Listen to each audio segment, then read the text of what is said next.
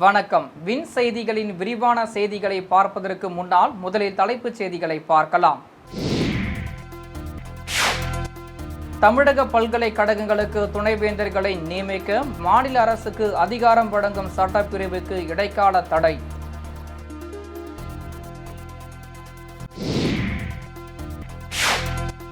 காவிரி நீர்பிடிப்பு பகுதிகளில் பெய்து வரும் தொடர் மழை எதிரொலி. மேட்டூர் அணைக்கு நீர்வரத்து 12,819 கனஅடியாக அதிகரிப்பு.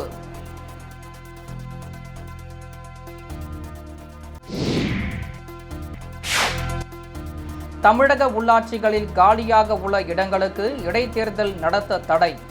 உயர்நீதிமன்ற மதுரை கிளை அதிரடி உத்தரவு.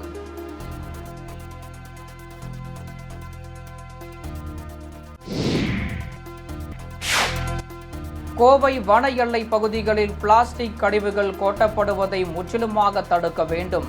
தமிழக அரசுக்கு கோவை தெற்கு தொகுதி பாஜக சட்டமன்ற உறுப்பினர் வானதி சீனிவாசன் வலியுறுத்தல்.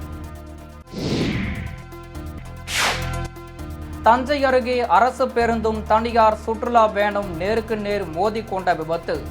5 பேர் உயிரிழப்பு, 8 பேர் படுகாயம்.